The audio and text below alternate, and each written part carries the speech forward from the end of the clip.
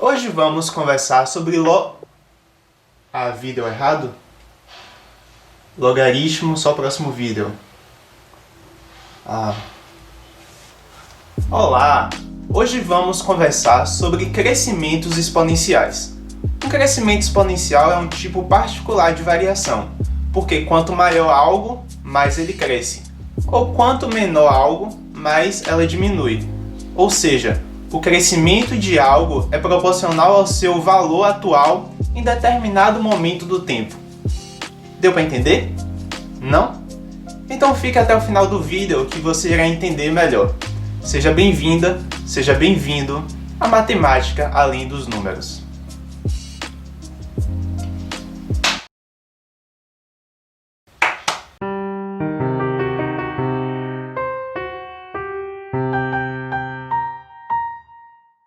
Para você compreender melhor, vamos pensar em dois exemplos. O primeiro é um exemplo relacionado ao dinheiro. Imagine que o seu banco é muito solidário, mas muito solidário mesmo. E ele lhe dá uma taxa de retorno do valor investido de 100% ao ano. Ou seja, vamos imaginar que você coloque R$10. No final do primeiro ano você fica com 20. No final do segundo ano você fica com 40. E no final do terceiro ano você fica com 80. Assim, do final do primeiro ano para o final do segundo você ganhou R$20. E do final do segundo para o final do terceiro você ganhou R$40. É um padrão parecido com o que acontece no crescimento de uma população, seja de animais ou de pessoas. Quanto mais organismos dessa população nascem, mais essa população cresce, porque temos mais organismos se reproduzindo. É mais ou menos o que acontece na disseminação de um vírus. Quanto mais pessoas contaminadas, maior o número de contaminações diárias. É isso que está acontecendo com o Covid. Oh! A palavra proibida aqui não. Mas é mais ou menos isso que acontece. O crescimento exponencial pode nos dar uma falsa sensação de tranquilidade, porque tendemos a calcular em nossa cabeça crescimentos lineares. Por exemplo, se em um mês o número de contaminados aumenta 1000, tendemos a achar que no próximo mês esse número também irá aumentar 1000. Mas isso não acontece, porque quanto mais pessoas contaminadas, mais vetores de contaminação iremos ter. E é isso que caracteriza um crescimento exponencial. É a sua velocidade de mudança. Pense que algo que duplica a cada semana, no final de 10 semanas, será multiplicado por 1024 vezes seu valor anterior. Vamos fazer um exercício mental. Imagine que você tem uma folha de papel e você rasga ela, ficando com 2 pedaços. Depois você rasga cada pedaço, ficando com 4. E então você rasga esses pedaços, ficando com 8. E assim por diante. Agora imagine que você possa colocar um papel em cima do outro, formando uma pilha de pedaços de papel.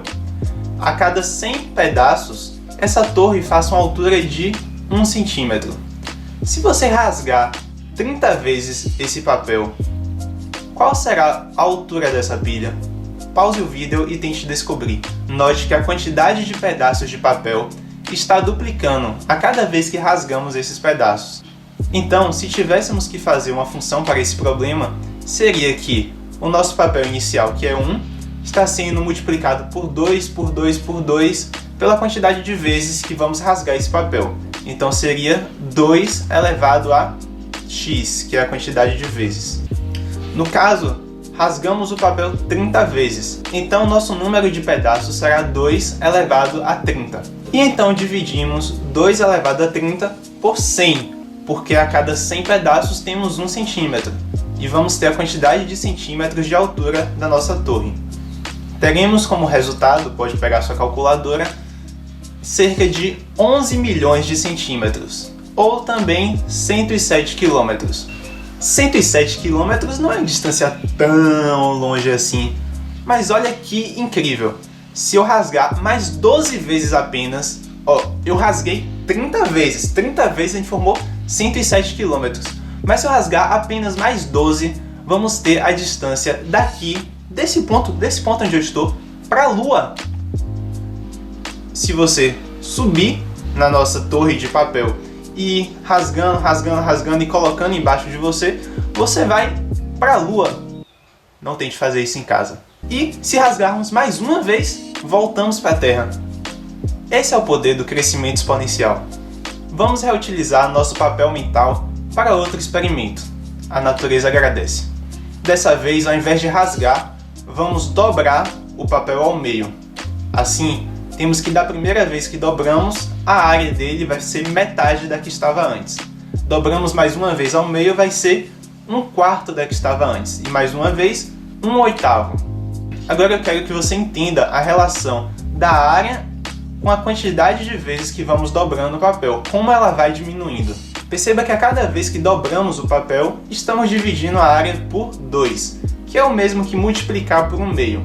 Assim, se dobramos 6 vezes, estamos deixando a área 64 vezes menor. Se dobramos 10 vezes, estamos deixando a área 1024 vezes menor. Essa variação segue o mesmo padrão do problema anterior. A diferença é que estamos multiplicando por um número menor que 1, que é 1/2. Esse número chamamos de base da nossa função exponencial. E quando ele é maior que 0 e menor que 1, como 1/2, ele vai diminuindo a nossa função.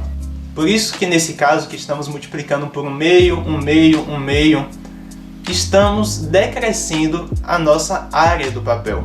Quando a nossa base é maior que 1, estamos aumentando a função. Por isso dizemos que ela é crescente, que é o caso da situação que fomos rasgando o papel até chegarmos à Lua. Muita atenção, porque a base não pode ser um número negativo. Se tivéssemos um número negativo na base, digamos -2, alguns valores não estariam definidos no conjunto dos números reais. Imagine o caso de -2 elevado a 1/2, que seria raiz de -2. Esse número não pertence ao conjunto dos reais, então não falamos que essa base negativa caracteriza uma função exponencial. A base também não pode ser nem 0 nem 1. Porque imagine se a base fosse 0 ou 1, a gente iria mudando os expoentes, mas a função em si não ia mudar, seria uma função constante, não exponencial. Concluindo, a base da função exponencial deve ser maior que 0 e diferente de 1. Quando ela está entre 0 e 1, ela é uma função decrescente.